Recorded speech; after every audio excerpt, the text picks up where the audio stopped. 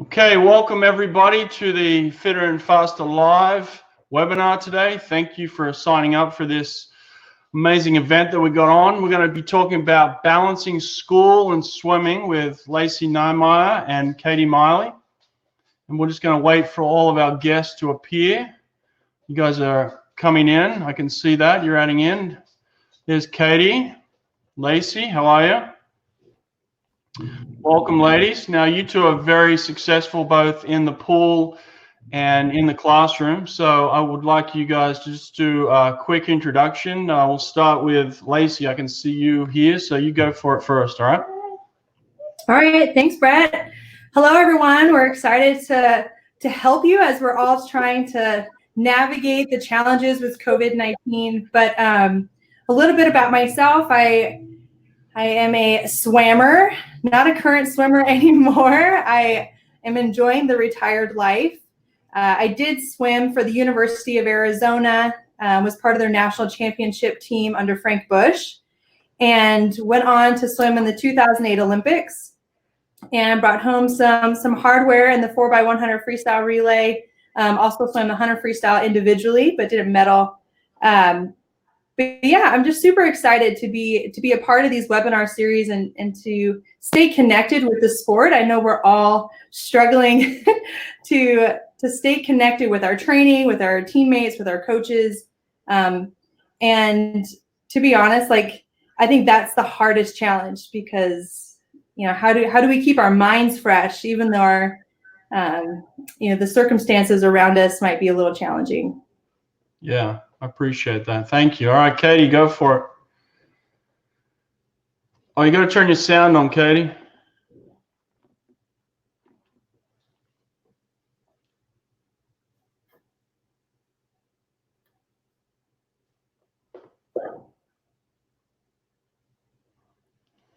No.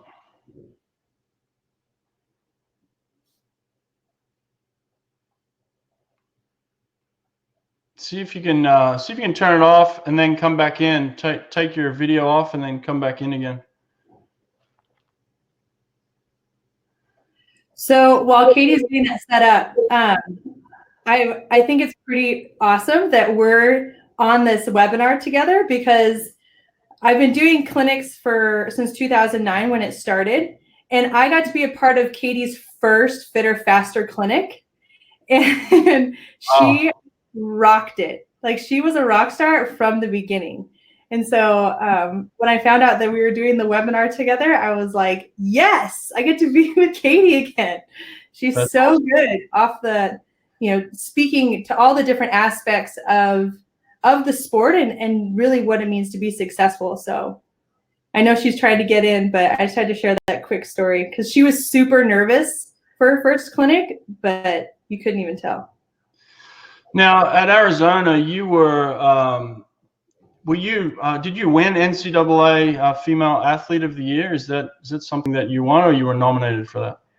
You won it. No. Right? So, in 2009, I was nominated and won the NCAA Woman of the Year award, wow. Which is by far my favorite award, and I hold it higher than my Olympic medals or World Championship medals or whatever, because really I think it's the only award in sports that looks at the totality of the athlete, and it looks at our academic achievements, it looks at athletic achievements, but also what we've done in the community and the leadership skills that we develop and how you use that collectively in your life. That award looks at every single female athlete, Division I, Division II, Division III, across all sports, and it chooses one. Wow. And so to be named number one in 2009, it was a huge honor and something that I'm very proud of. So. Yeah, you should be, and we'll dig into that more as we go here. Katie, are you got your sound? Can you hear me? Yes. Yay! All right. Sometimes you just need a hard reset. Okay. Hey everyone, my name's Katie Meili. I am also a swimmer like Lacey. I just actually recently retired in May of 2018, so May of 2019, so about a year ago now. And I grew up outside of Dallas, Texas. I went to Columbia University for undergrad, and I swam as a professional for a couple years after that. I was on the national team from 2013 to 2019, and I went to the Rio Olympics in 2016. I swam the 100 breaststroke, and I got a bronze individually in the 100 breaststroke, and then a gold as part of the medley relay. Right now I'm in law school. I live in Washington, D.C. I go to Georgetown, and like you guys, and like Lacey said, we're all trying to navigate this crazy time. So it's very exciting for me to be here with you guys and to connect with my swimming family. It's always a positive and a highlight. So it should be a good topic today, and I'm excited to be here. Thank you. Thank you both for being here. Now, you did have a little bit of disappointment as well, just like many other people, that you're about to finish law school in a couple of weeks and you're not able to go through the graduation process, right? Yeah. So for any of you high school seniors or maybe eighth graders out there that we're getting to a milestone and moving on, my law school graduation was canceled, so I'll receive my degree, but unfortunately there won't be any celebration or sort of ceremony. But it's sad and it's hard, but a lot of people are struggling right now, and there's a lot of things that various people are going through. So I'm just trying to stay on the positive side and just appreciate the fact that I can finish school online and that we have opportunities to connect virtually. Now, you both have obviously been very successful throughout your careers. I mean, have you always been positive people in this respect? That, like, you know, when there is an obstacle or a challenge, have you able to find, you know, the positive in each one of those challenges? Yeah, go for it, Lacey. Okay. I know it's always hard, like who to go. I would say no. Like I'm not a real upbeat, positive person naturally, right? I'm pretty intense, and I like to think of myself as a realist, right? You know, I'm not gonna be the one who's gonna sugarcoat things. I'm just gonna tell you straight, and whether it's good, bad, or otherwise. And I think, you know, as swimmers, we're kind of drawn to that, right? We're drawn to a sport that gives constant resistance, right? And if we're not physically moving ourselves forward, then the water's holding us back. And I think that goes for life as well. And that's how I approach challenges, right? I mean, we're always going to face challenges, whether it's in school or family or, you know, whatever it is, sport, you're always going to have challenges. And so you have to consciously make that effort to move yourself forward. And that's how I took challenges in the pool. That's how I took it in, you know, my academics and with my social life, right? Like, what am I going to do? And what are the efforts that I'm making today to move myself forward, right? I might not be able to solve it, but I got to at least move myself forward. Yeah, sure. What about you, Katie? Yeah, I love that. That's a great point. I think that I tend to fall a little bit more into the realistic camp as well, but I also always try and find the silver lining. So I'm the type of person that when adversity hits or a challenge or disappointment, I'll always sort of take it in and like let the feelings kind of work their way through. It's like, for an example, if I ever had a bad race or a really bad practice, I would sort of give myself a few minutes to take myself off the pool deck and maybe like cry it out in the locker room where no one else is watching. But then I would always tell myself, okay, 5 minutes, and then you're going to go back out there and you're going to be positive and you're going to support your teammates. And I think that allowing yourself to feel emotions is really important for mental health. So I do think it's important to recognize when challenges are in front of you. But I also think it's very important to sort of think about, you know, it could always be worse. And no matter how dark it is or how hard things are, there's always positives and there's always things to look forward to. And you just sometimes have to try a little bit harder to find those positives, but they're definitely always there. Yeah, awesome. Well, so in terms of school, you know, you've been great athletes, and we know that we can see your successes. But what was it about school that wanted you both to be successful? Because it's easy as an athlete to get caught up in just athletics when you're in high school, and then when you go to college, and kind of just get pulled in that direction. But Lacey, what was it about school, and when did school become, really important in your life as well?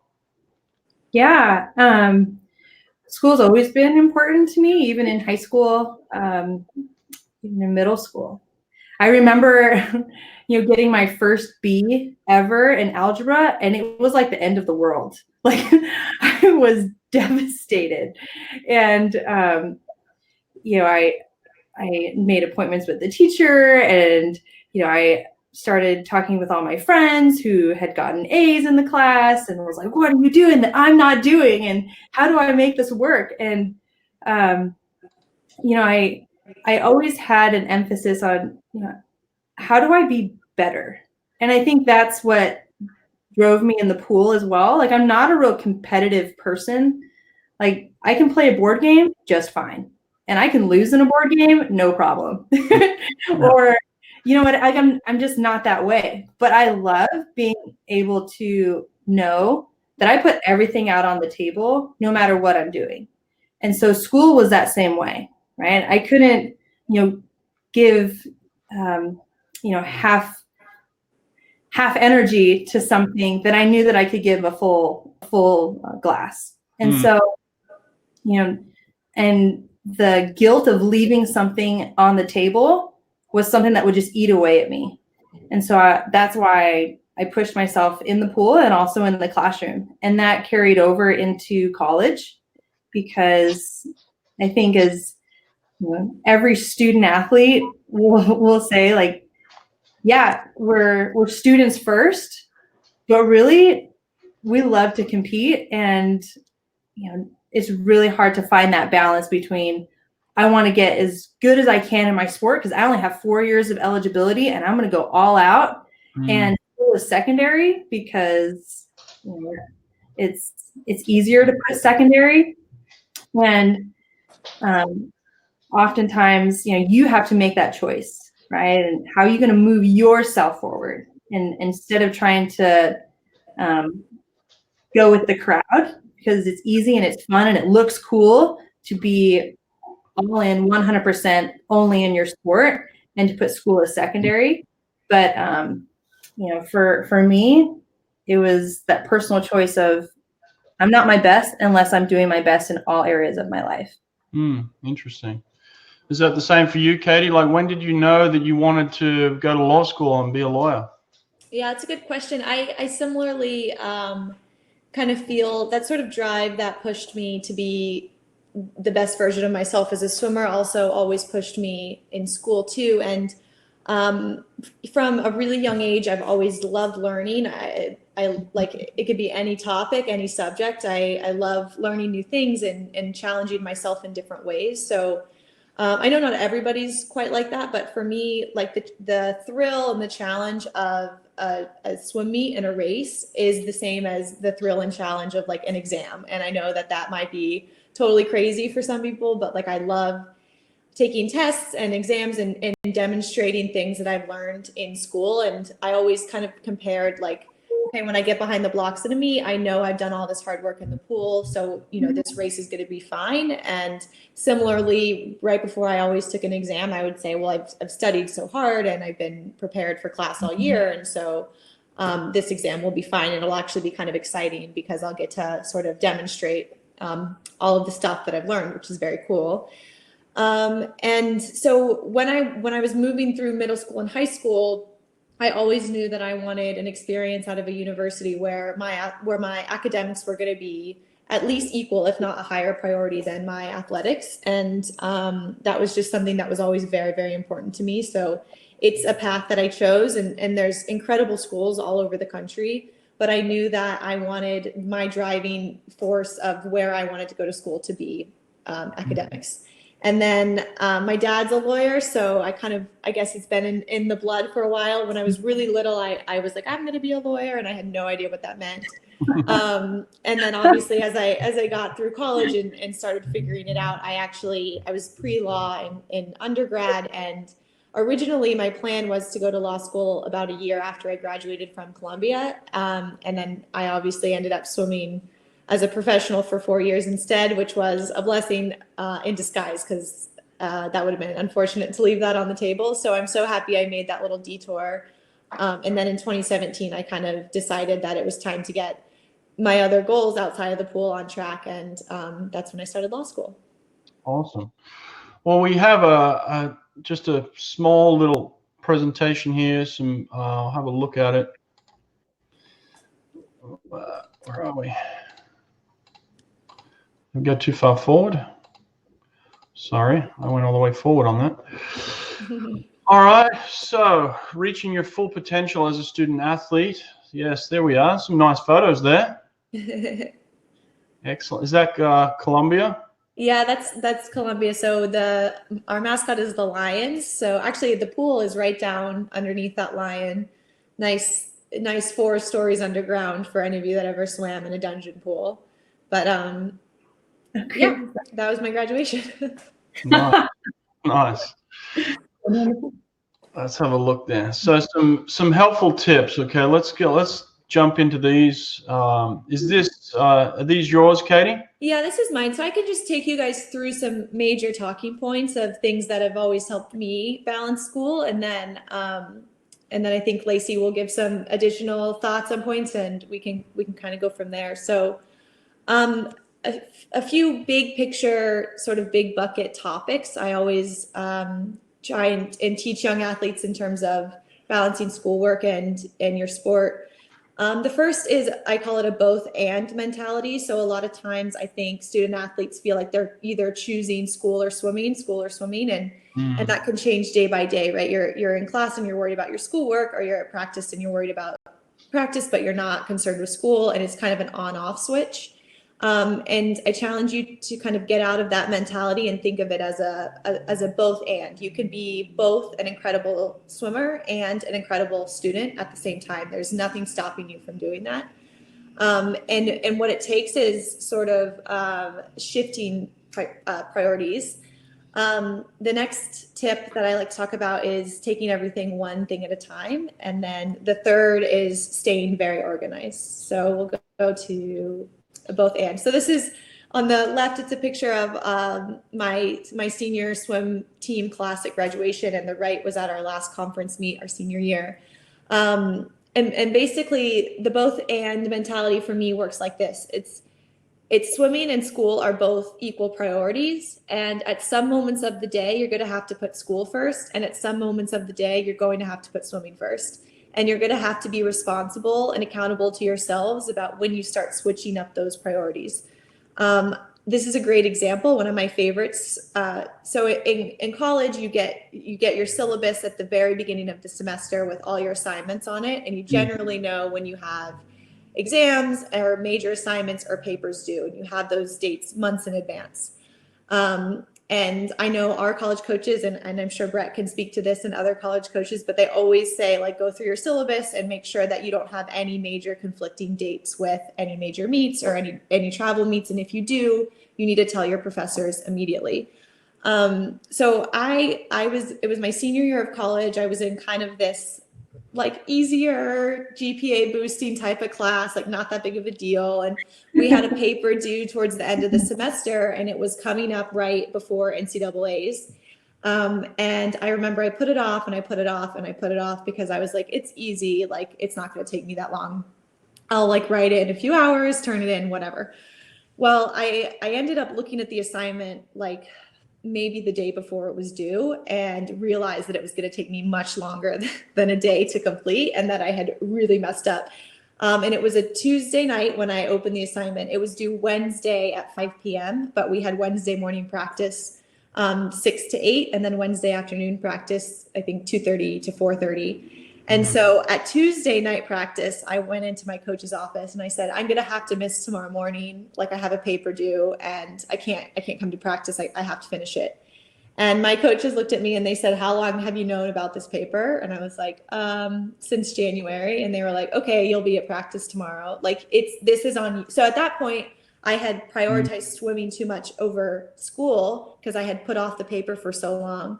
But then I dug myself into a hole where I couldn't then automatically switch them because I was getting ready for NCAAs, and it was like, you just don't miss practice in college. It's kind of how it goes. So they basically were like, you can't miss it. You have to find another way to get your paper done. So I stayed up most of the night, and then obviously all of the day Wednesday, like fervently typing. I remember so clearly I turned it in at 4:59, so I got it done. But just one of those instances where you have to hold yourself accountable. You can't be like, okay, well, like I'll just skip swimming for this paper. Like, no, you need to plan in advance so that that problem never arises. Okay, let's see. Yeah. Oh, I just wanted to go back for a second. Yeah, I was going to ask Lacey something real quick. Let me go back here.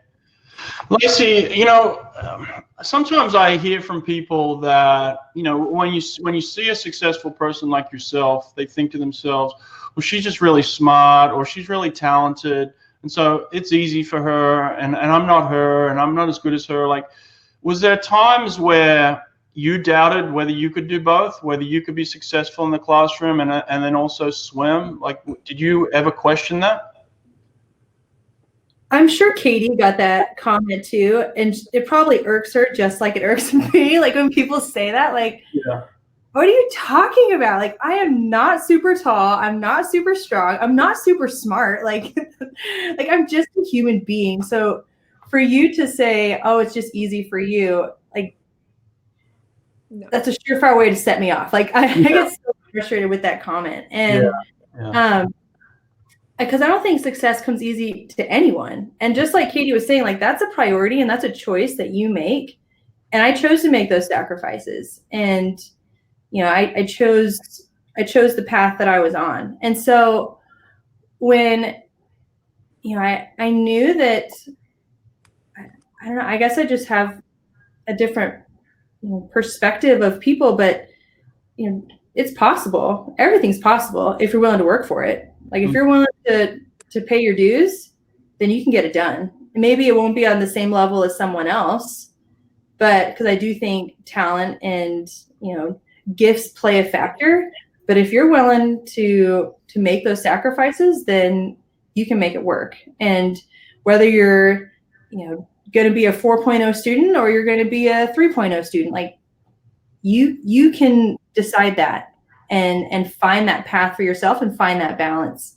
So, I never thought that it was impossible. I knew it was hard and I knew that I couldn't do it alone. That's 100%. Just like Katie was saying, like building relationships with your teachers, with my parents, with my coaches. I made sure everyone knew my priorities and everyone knew my values, because when we were all on the same page, they became part of my team, that I leaned on them for help or advice or, whatever the situation called for. I knew who was in my corner and they knew that they were in my corner. Wow. Yeah. That's really powerful. That's great. A great example. You think what do you think the difference is between a 3.0 and a 4.0 student in terms of some of the choices they make that you could see? Lacey, what do you think?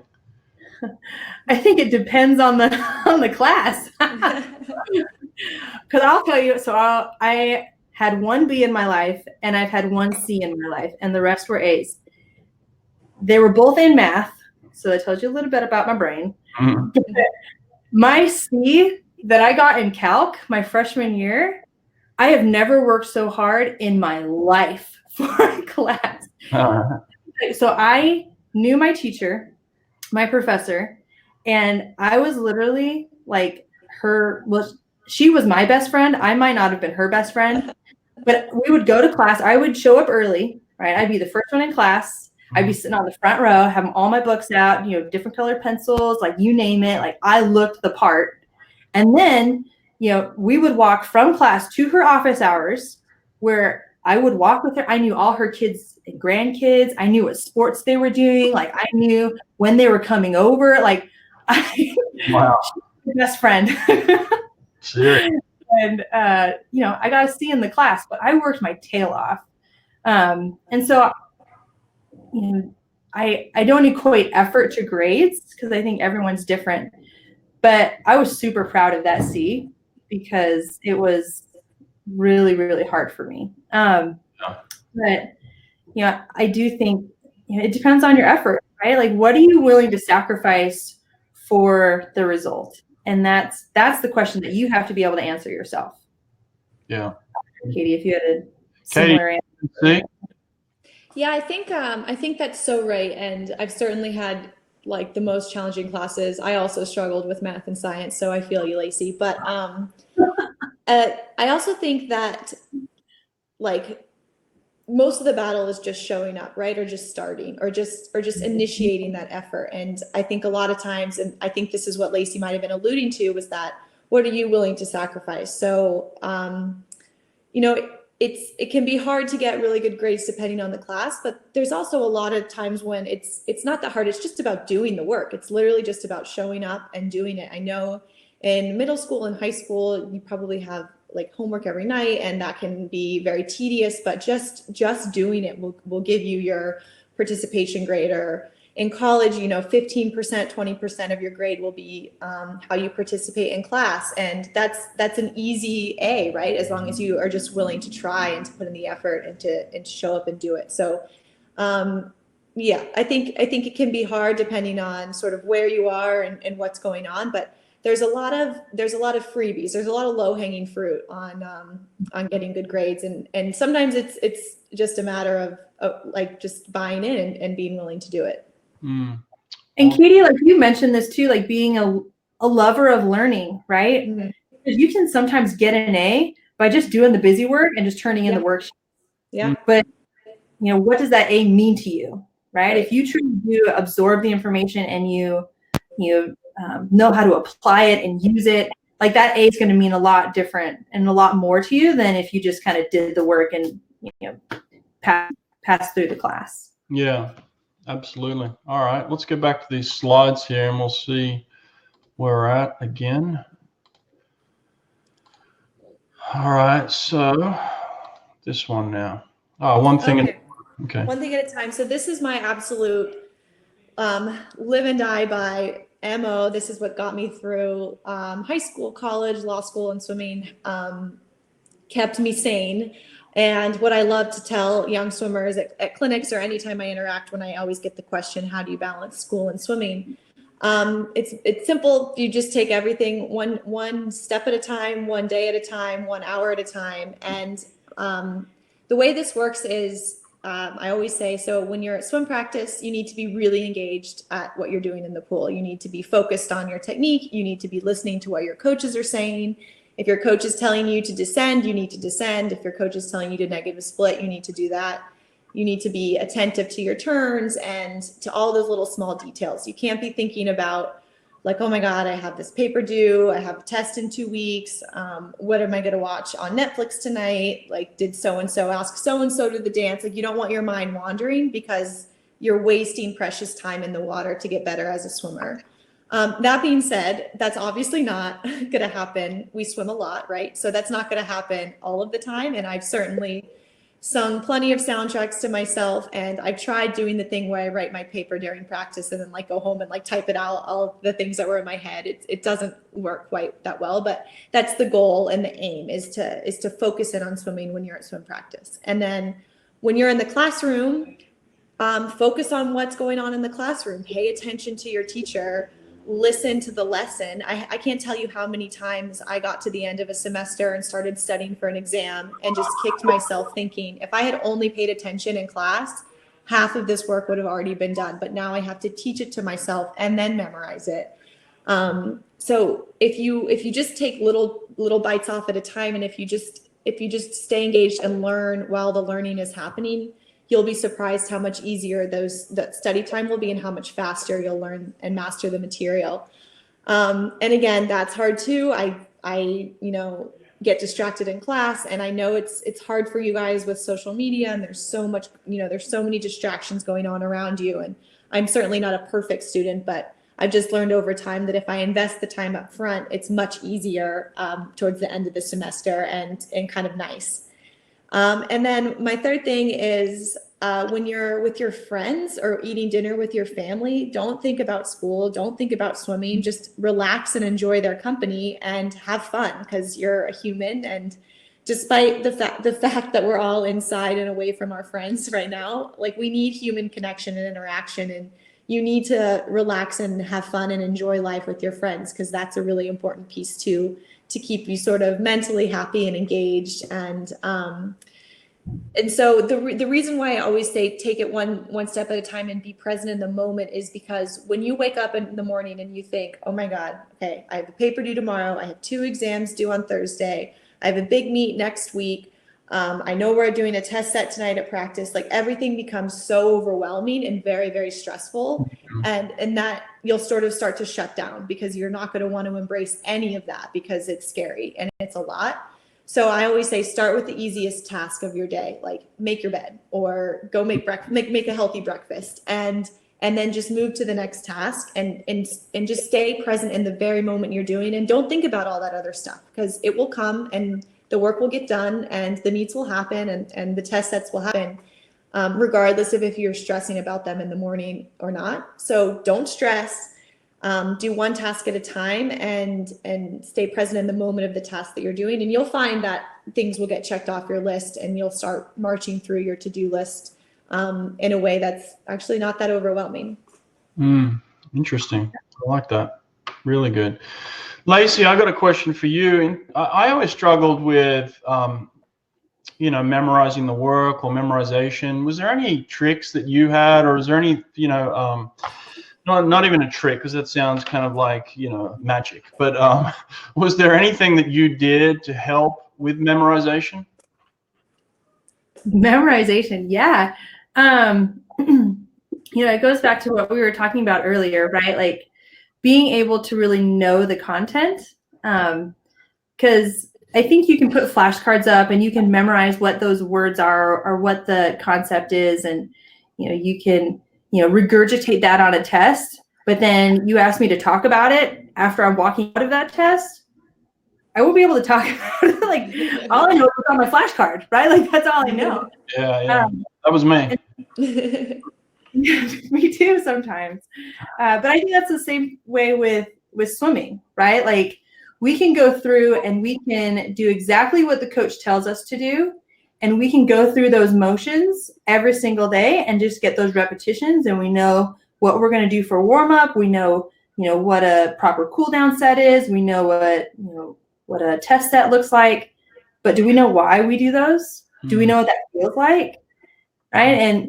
And once you start understanding the concepts, and for me, like that's when I learned the best, is when I took a step back and started questioning, like, okay, why am I learning this?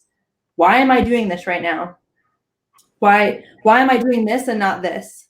And I started asking those questions to myself, whether I was in the pool or whether I was in the classroom. Like that helped me become, a better learner, and helped me better apply those concepts. And so when I was in class, and I did really well in my classes because I was able to think at that higher level, because a lot of my classmates, they were looking at the flashcards and they could regurgitate exactly what the teacher told them to say or what they told them to do, but they couldn't, synthesize that to something else. And I think that's what kind of set me apart. And I think even in my sport, right, like stroke technique, I knew exactly why I did certain things or certain drills, or why coach was making us do this monster kick set. Like I understood the purpose of it, and it helped me perform better in it. Yeah, it's interesting you say that, because both of you, I would say, two of the most technically beautiful athletes in your given strokes that I've seen. You could just really see the attention to detail, and I've had the chance to watch both of you from a distance, which has been really cool for me. But just even recently, I got to do a clinic in the past year with Katie, and you could just tell the attention to detail within her stroke or breaststroke, because there is so many technical aspects to breaststroke that it was certainly, she understood why she was doing things and how she was doing things, and was able to then verbalize that to the group in terms of what she wanted them to see and do. And it wasn't like she had to think of it. It was just like she already knew exactly what to say based on what she was trying to get. So do you guys recognize that in yourself, Katie? Is that something that you feel about yourself too? Yeah, absolutely. I mean, going back to not being, the most talented, I actually didn't grow up a very fast swimmer at all. I was pretty average, and I wasn't heavily recruited out of high school. I improved a lot in college and then a lot more after college. But I always say the way I got really good at swimming was just being a student of the sport and a student of breaststroke. And like Lacey was saying, just really thinking about why am I doing this and what purpose is this serving, and appreciating that and integrating it. And I mean, I broke my breaststroke down in terms of technique to the smallest possible, like anything I could get, right? Any extra inch or a millimeter of height in the water or length per stroke was something I was going to take, because I wasn't necessarily the strongest or the tallest or the most talented breaststroker.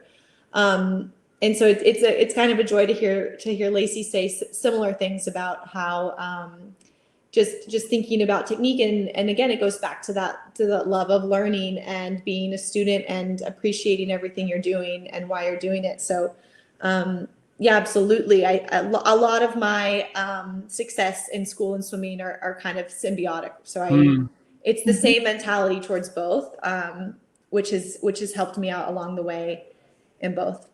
Nice. Okay. Let's go back to the slides again here. See where we're at. All right. Let's go next.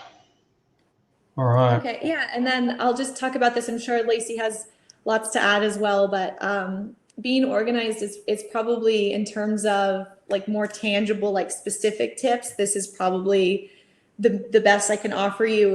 It's manage your time. So write down your schedule.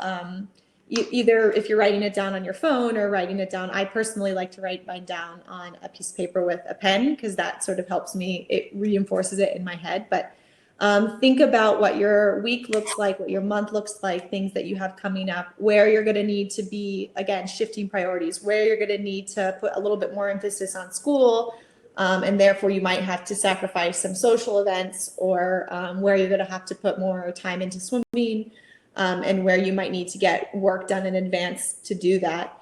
And then second is use your time really wisely. So I think one thing I always found that I was good at, that I saw my peers not doing, was I would take small pieces of time and use those really effectively. So it was a 20-minute drive from my house to my school, to my high school, and then another 20 minutes from my high school to my pool where I swam for practice. And I would do homework every single day in that those 20-minute periods, except obviously when I started driving, I didn't do it. But anytime I was like with my mom at the doctor's office, or just there's so many little pieces of time during your day that you can put to good use, or you can just sit there on your phone and kind of waste the day away. And I mean, to be honest, we didn't have the social media and sort of the phone situation that exists now. And I know it's so easy to just sit down in a waiting room or in a line and pull out your phone to pass the time. But I really encourage you to bring a book with you when you go places. And when you're traveling, to think about, I can bring these worksheets or this schoolwork or this book and get ahead in these subjects. I think that's definitely something more challenging today than it was for me then. But something that I found, like, I could get homework done in those little periods of time. And I can't tell you how nice that felt to come home after practice and just be done with school for the day. And then get your work done early.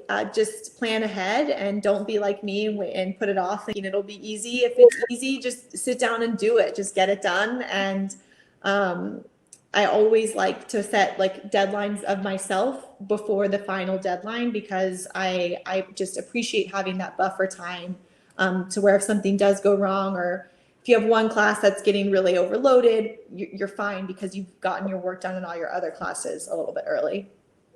Yeah. Cool. Yeah, this is something that I struggled with early in my college career, was being organized. I was, I wanted to be the best swimmer I could possibly be. And you guys might not know this about me, but I ended up leaving college early to go back to Australia to swim at the Sydney Olympics. I wanted to race at my home Olympics. So basically, they built this Olympic pool 10 minutes from my house, and I'm like, I want to go be in that Olympics. So I left college early and became a professional athlete for 7 years. And at the end of the 7 years, I was 31 years old, and there was something that was just hanging over me as an athlete. You know what it's like. You don't like unfinished business. And so I knew I hadn't finished my degree. I was like, I've got to get my degree. So at the age of 31, I had 2 kids. I was married at the time. I decided to come back to college and finish this undergraduate degree. And I did that. And at the same time, I started coaching at Auburn University as an assistant coach. Within that time period of me trying to finish my undergraduate degree, a couple of things took place, which probably a longer story than needs to be talked about, but I ended up becoming the head coach of the program. So I had about 2 years left of my undergraduate degree. I am now the new head coach of the Auburn University swim team. And during that time, my wife and I had twins. So now I've got 4 kids. So I was actually going to class with the students on my swim team as an undergraduate. It's a very unique story. It's crazy. But I always used to laugh when the kids on the team would say, "I've got no time, coach." I'm like, "Are you kidding me? You've got no time? I got 4 kids at home. I'm the head coach of this team, and I'm going to class with you." There's time, believe me. So in terms of time management, I really learned the value of time management when I came back to college, and I had all these things going on in my life. And I agree with this slide completely, that you've got to learn when and where to do things, and there's just time for a book, and there's time for television, there's time for your friends, and there's time for studying, there's time for class, but there's time for everything if you put it in the right places and you give it the right amount of attention, I think. So yeah, let's go on to the next slide here. What do we got here? Lacey, this is you, girl. Oh, look at that. Yeah, well, I think, going along with, how do we make these choices, right? Just like Katie was saying, like, you're organizing time. We all have the same amount of time, right? There's only 24 hours in a day. There's 7 days in a week, 365 days in a year. Like, that's it. Like, that's what you've got. Yeah. So, how do you use that? And, what are the techniques or strategies that you put certain things in certain times of your day, and with the length of time that they're going to take, and taking advantage of time. As a swimmer, I think we know the importance of time, right? Like our whole world revolves around that clock that goes around. Yeah. How fast we can get things done and take the least amount of time as possible. So being efficient, and that's where, knowing your whys and your whats, right? When you're doing something and that something is taking up space within your day, you're giving up something else, right? And there's always a give and take, and you have to be able to know your whys and your whats of that thing, right? So why are you doing it, or why are you not doing it? Why now? What is it worth? What am I gaining from this? And again, asking yourself those honest questions and being real with yourself, I think is important, right? Because if you can honestly answer, and have a good solid answer for what you're doing, then I think you're in a good spot, right? Because there is time for, zoning out and just like, I need to, unplug from everything. And maybe that's just mindless scrolling on my phone, or maybe that's taking a walk or taking a nap or whatever. Like, that might be seen as wasted time for some people, but for you, if you're able to answer those questions, like, that's useful time for you, right? Like, you need that time to recharge or whatever. And being able to answer those for yourself, right? Because, and this is something that we talk about all the time at Fitter and Faster clinics, like, you're the only person that's stepping up on those blocks, right? Like, it's not a group race here. Even when you're in a relay, like, there's one person in the pool at the time. So you got to be able to hold yourself accountable, like Katie started off with, right? Like, what are your decisions, and being okay with what those consequences are for your decisions. And then, just, I think carrying on from the last slide is, trying to, when you think of balance, right, you think of behaviors and you think of your values. I'm definitely someone who is in tune to my values, and I feel very strongly about what I value in my life, whether it's my faith or my family or my sport or my job. Like, I have those clearly defined for me, and I spend a lot of time thinking about them and reworking what those values are. And I love this quote. You have to balance your passions, not your time, because we all have the same amount of time. We just get to choose it in different ways. And a lot of the times, maybe it's not just our passions, but it is our values, right? How do we balance our values with our time? And I think when you can start asking yourself those questions, when you can start thinking really critically about what am I choosing to do right now, because this is a choice that I'm making, right? And if you can answer those questions, then you start mastering time management. Then you start mastering, the organization piece. And those are all byproducts of being able to honestly answer these questions. Yeah, nice. Okay, in terms of that, Katie, was there ever a time where obviously girls are under a lot of peer pressure at certain ages? I mean, boys are too. But was there ever a time where you felt like your values and the things that you were passionate about were being challenged by the people around you and compromised in any way?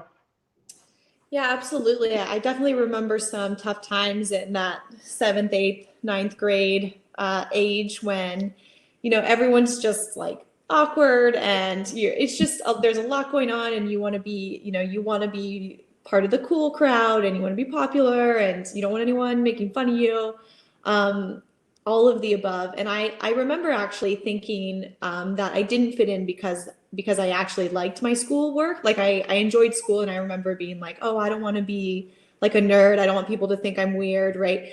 And that was something that I kind of had to reflect on. And at a young age, I kind of made a decision that I appreciated the value I got out of school and working hard towards my goals in school more than I appreciated how like trying to fit into the perfect box that I thought was like the popular girl made me feel. Like that never made me feel good. I felt like I was chasing after someone's approval that didn't exist. And I just kind of realized like I'd rather focus on school that makes me happy rather than focus on being popular and fitting in and being this person that I'm not, because that makes me not happy.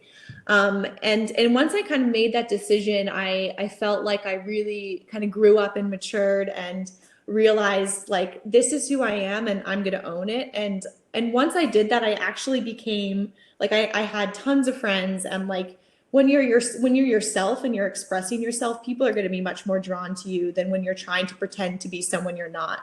And I kind of just was like, okay, this is me. Like, I love swimming, I love school, and like take it or leave it. And a lot of people, like I had a lot of friends. So there's certainly times when that's going to get hard. And those decisions, I think we all go through it growing up, are something that we'll all struggle with. And even as a 28-year-old, almost 29-year-old, like I still have these moments, right, when you're expected to be someone or you feel like you don't belong. And it's just kind of a constant check-in with your values, just like Lacey was talking about, like, what am I getting out of this? Why am I doing it? Why do I want it?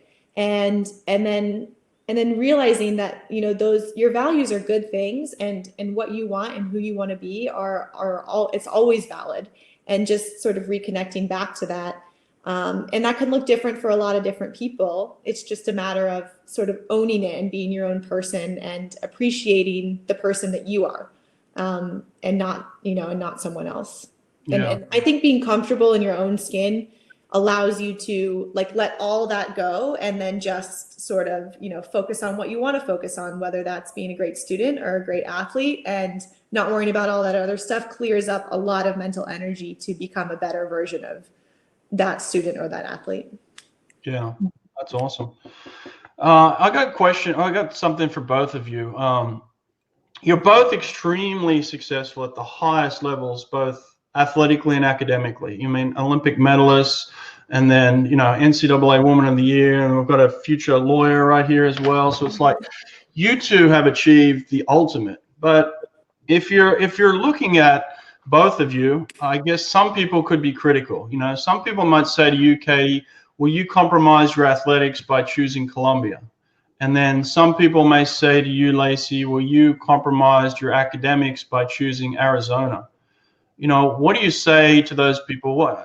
Why did you choose Arizona? Because, as somebody that's super intelligent, you could have picked one of the, Ivy League schools or whatever it is. But in your eyes, why did you choose Arizona, and why do you feel like it was the best choice you've made? Yeah, I think, it's always easy to make or to listen to the critics, right? The people that might know, think they know something, but really they're not boots on the ground. And for me, when I was in the recruiting process, I learned very because how easy it is to get up with other people's expectations and other people's definitions of success. And, because when you're in that process, like, everyone has an opinion and everyone's willing to share it. I found that again in childbirth, right? Like, everyone wanted to share their birth story and everyone had their own little secret, like, how to get through labor. And I'm like, you are not on the table with me, so I don't care about your opinion. Thing in the recruiting process, like, if you're not going to be there signing your name on that letter of intent, then, I only care about the positive things. And if you don't know me, then you don't know my values, then, I can't listen to you. And so, when I was making the decision to go to Arizona, there were 3 things that sealed the deal for me. And, you get to a point in the recruiting process where all the coaches tell you all the right things, exactly what you want to hear. You see all the great facilities. You have the teammates that are, giving you posters and writing you letters or messages on social media. But for me, when I heard Frank Bush say time out, like, I can tell that you've had enough. I don't care what decision you make. Just know that every great athlete needs just 3 things, and just make it really simple. And he said, regardless of where you go, to be a great athlete, to be a great human, you're going to need to know, who are the people that are your coaches, right? And trust those people. And those people have to be, in close proximity to you. So your swim coach, your professors, your family, whoever you define as a coach in your life. He said, look at your teammates, look at the peers, your friend group, who's going to be around you, because those are the people that you're going to trust. They're going to be your greatest support. They're going to be, the people that can understand the most of your situation are going to be your teammates. And then the third thing that you need is where you can go that's disconnected from swimming, that's disconnected from school, that you can just be you. Right? And develop you as a person. Because before you are a great swimmer, before you are a great student, before you are whatever award that you're going to win, you have to be a great, individual. You have to be a good Lacey first before you ever branch out into those areas. Yeah. I started looking at schools through that lens. Who are the coaches in my life? Who are the friends in my life? The teammates? And where can I find a space to really grow and challenge myself as a person? Arizona was a no-brainer. I mean, that was the spot for me. I had all of it right there, and it was close to home, and that was a benefit. But that wasn't the only reason. I love Tucson, I love Arizona, but if I found those 3 things somewhere else, like I was attached to staying. But it just so happened that it was all right there. And I did, right? I was challenged as an individual. And with that, I was able to, navigate school and find success there. I navigated the pool and found success there. But mostly it was because I was developing as a human first. Wow. I love that. Man, you put that so eloquently. That was amazing. And kind of the same thing for you, Katie, on the other side. Like, people may be critical of your choice of school athletically, and now here you are, an Olympic gold medalist. Like, what do you say to those people? Or, I mean, why did you ultimately choose to go to Columbia? Yeah, I love this question, because when I mentioned earlier, I wasn't heavily recruited out of high school, but I pretty positively could have swam at Texas or at A&M. I grew up in Dallas, and so it's kind of like Texans don't like to leave Texas very much. Yeah. And I remember when I told people that I was going to Columbia, the first question they always asked was why. Like, not like, oh, that's so cool, congratulations. They were like, why would you do that? Like, why aren't you going to swim at Texas? Are you crazy? Yeah. And I just remember, my sister is 5 years older than me, and she went to A&M. She didn't swim there, but I kind of got to see her experience a bit. And I was so overwhelmed with the size, and I just knew that I was going to sort of drown in that kind of environment. I knew I needed a more focused, a smaller place, something that I always said I want to go to a big school, I want to go to a small school in a really big city that has a great academic program. Those were kind of my three things. And so that's how I narrowed my search. And the second part of the reason why I love this question is because it kind of speaks to what Lacey was saying.